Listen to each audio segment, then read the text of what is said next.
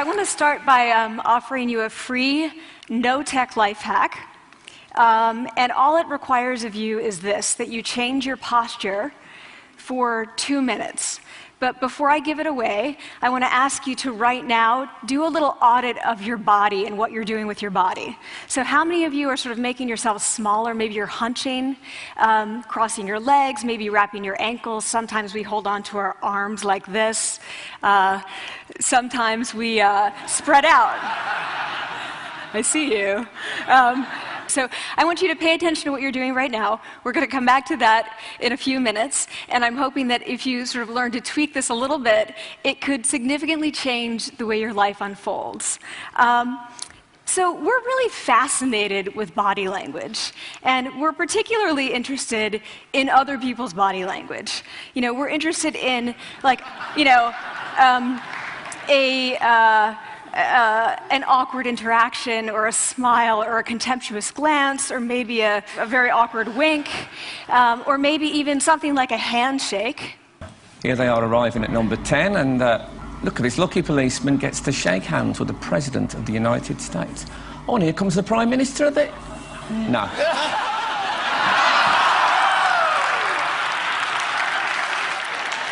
So a handshake, or the lack of a handshake, can have us talking for weeks and weeks and weeks, even the BBC and the New York Times. So obviously, when we think about nonverbal behavior or body language, but we call it nonverbals as social scientists, it's language. So we think about communication. When we think about communication, we think about interactions. So what is your body language communicating to me? What's mine communicating to you? And there's a lot of reason to believe that this is a valid way to look at this. So social scientists have spent a lot of time looking at the effects of our body language or other people's body language on judgments. And we make sweeping judgments and inferences from body language. And those judgments can predict really meaningful life outcomes, like who we hire or promote, who we ask out on a date. For example, Nalini Ambady, a researcher at Tufts University, shows that when people watch 30-second soundless clips of real physician-patient interactions, their judgments of the physician's niceness predict whether or not that physician will be sued. So it doesn't have to do so much with whether or not that physician was incompetent, but do we like that person and how they interacted? Even more dramatic, Alex Todorov at Princeton has shown us that judgments of political candidates' faces in just 1 second predict 70% of US Senate and gubernatorial race outcomes. And even, let's go digital, emoticons used well in online negotiations can lead you to claim more value from that negotiation. If you use them poorly, bad idea, right? So when we think of nonverbals, we think of how we judge others, how they judge us, and what the outcomes are. We tend to forget, though, the other audience that's influenced by our nonverbals, and that's ourselves. We are also influenced by our nonverbals, our thoughts and our feelings and our physiology. So what nonverbals am I talking about? I'm a social psychologist, I study prejudice, and I teach at a competitive business school. So it was inevitable that I would become interested in power dynamics. I became especially interested in nonverbal expressions of power and dominance. And what are nonverbal expressions of power and dominance? Well, this is what they are. So in the animal kingdom, they are about expanding. So you make yourself big, you stretch out, you take up space, you're basically opening up. It's about opening up. And this is true across the animal kingdom. It's not just limited to primates, and humans do the same thing. So they do this both when they have power sort of chronically, and also when they're feeling powerful in the moment. And this one is especially interesting because it really shows us how universal and old these expressions of power are. This expression, which is known as pride, Jessica Tracy has studied, she shows that people who are born with sight and people who are congenitally blind do this when they win at a physical competition. So when they cross the finish line and they've won, it doesn't matter if they've never seen anyone do it, they do this. So the arms up in the V, the chin is slightly lifted. What do we do when we feel powerless? We do exactly the opposite. We close up, we wrap ourselves up, we make ourselves small. We don't want to bump into the person next to us. So again, both animals and humans do the same thing. And this is what happens when you put together high and low power. So what we tend to do when it comes to power is that we complement the other's nonverbals. So if someone's being really powerful with us, we tend to make ourselves smaller. We don't mirror them, we do the opposite of them. So I'm watching this behavior in the classroom, and what do I notice? I notice that MBA students really exhibit the full range of power nonverbals. So you have people who are like caricatures of alphas, like really coming into the room. They get right into the middle of the room before class even starts, like they really want to occupy space. When they sit down, they're sort of spread out. They raise their hands like this. You have other people who are virtually collapsing when they come in. As soon as they come in, you see it. You see it on their faces and their bodies, and they sit in their chair and they make themselves tiny, and they go like this when they raise their hand. I noticed a couple things about this. One, you're not going to be surprised. It seems to be related to gender.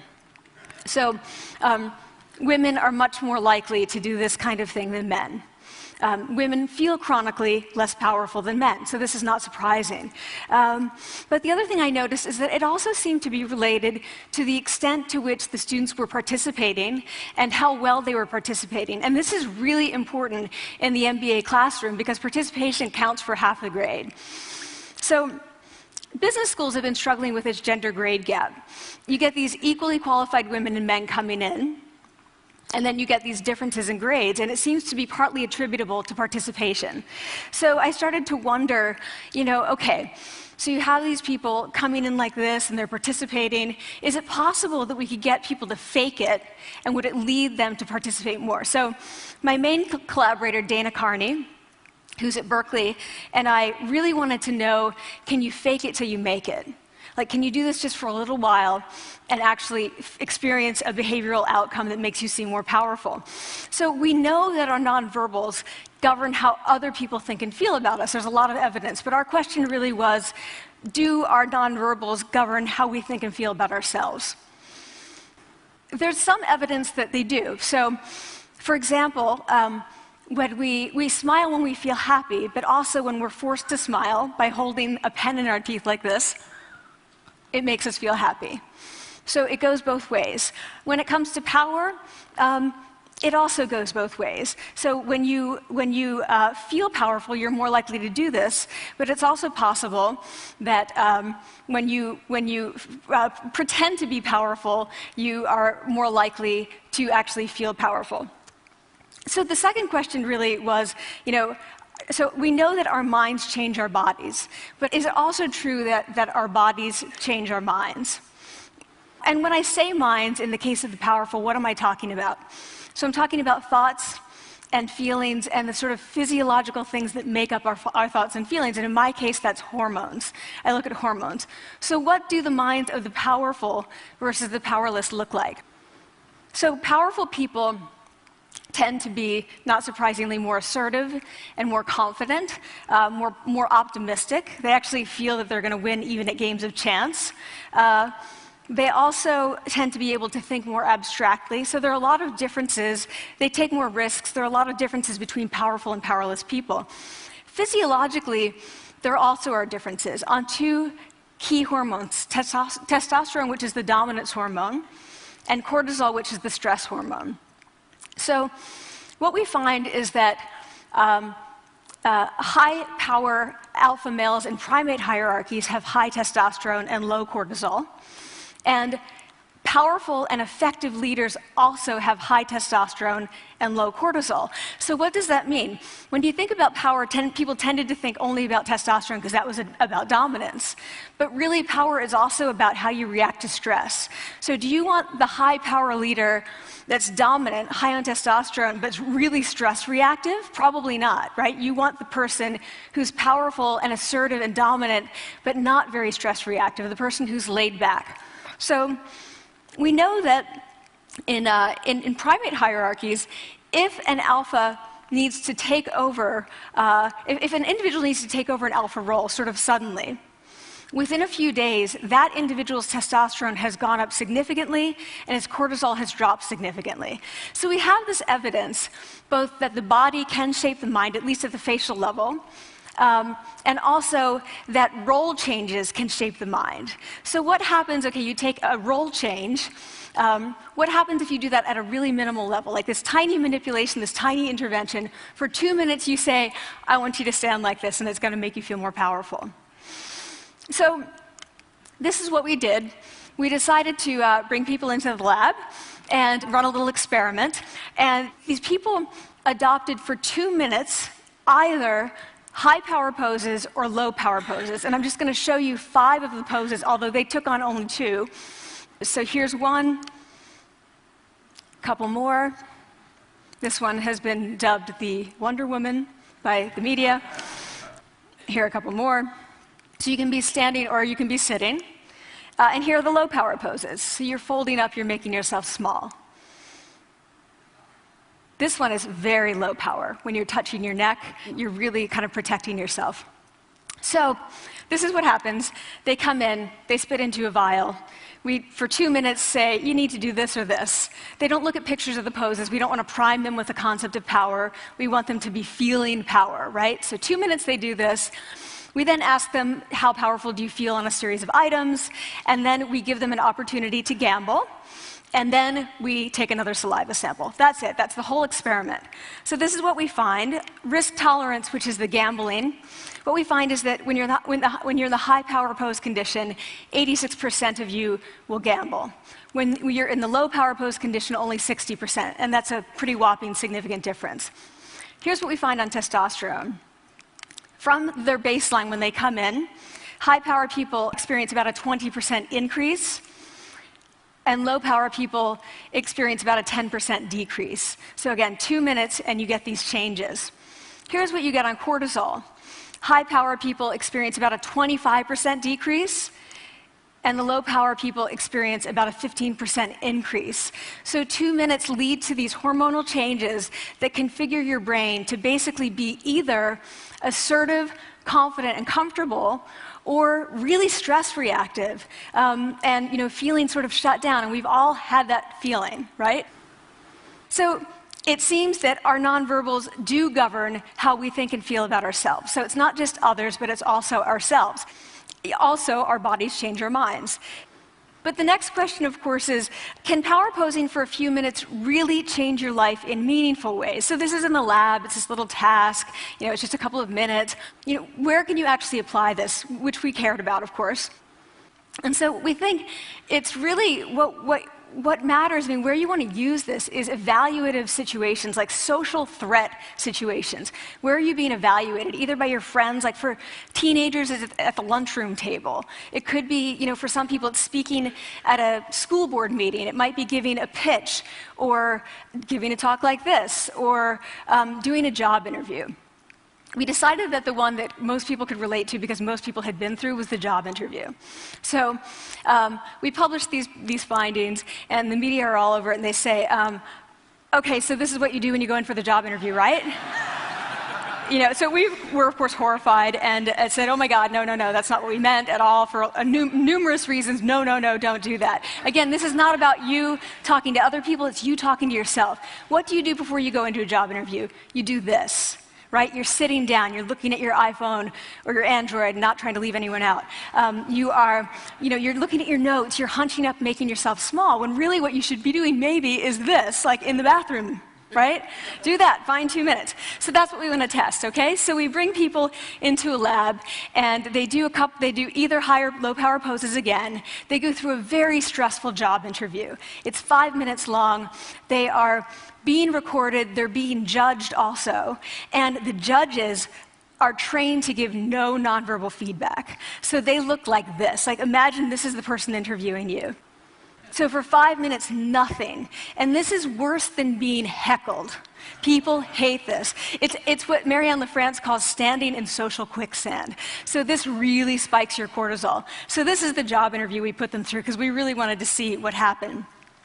We then have these coders look at these tapes, 4 of them. They're blind to the hypothesis, they're blind to the conditions. They have no idea who's been posing in what pose. And they end up looking at these sets of tapes, and they say, oh, we want to hire these people, all the high power posers. We don't want to hire these people. We also evaluate these people much more positively overall. But what's driving it? It's not about the content of the speech. It's about the presence that they're bringing to the speech. We also, because we rate them on all these variables related to sort of competence, like how well structured is the speech? How good is it? What are their qualifications? No effect on those things. This is what's affected, these kinds of things. People are bringing their true selves, basically. They're bringing themselves. They bring their ideas, but as themselves, with no residue over them.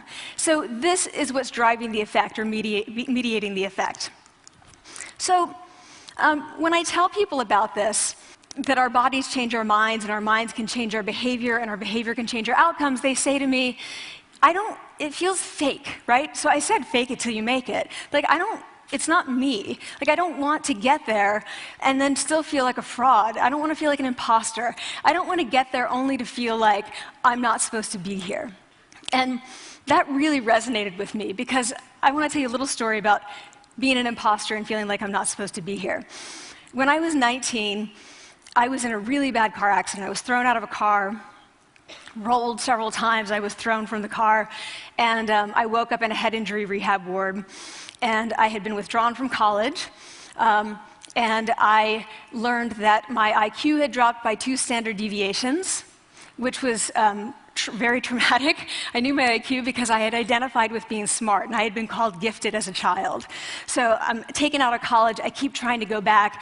They say, you're not going to finish college. Like, just, there are other things for you to do, but that's not going to work out for you.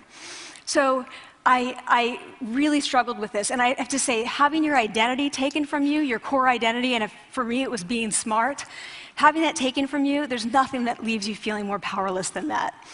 So I felt entirely powerless. I worked and worked and worked, and I got lucky and worked and got lucky and worked. Eventually, I graduated from college.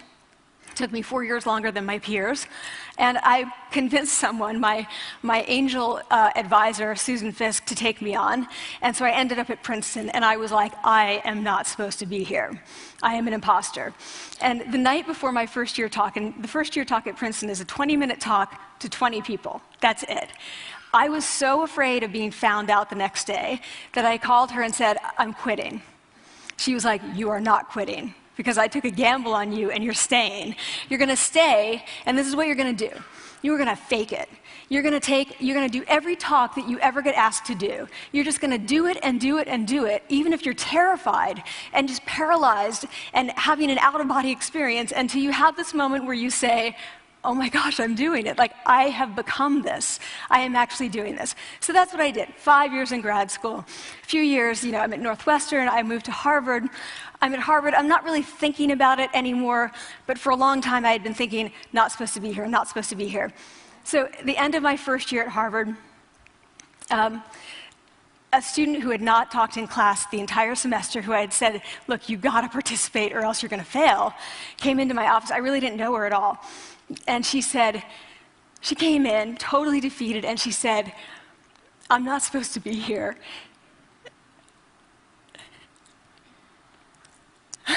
And that was the moment for me, because 2 things happened. One was that I realized, oh my gosh, I don't feel like that anymore. I don't feel that anymore, but she does, and I get that feeling. And the second was, she is supposed to be here. Like, she can fake it, she can become it. So I was like, yes, you are. You are supposed to be here, and tomorrow you're going to fake it, you're going to make yourself powerful, and, you're going to...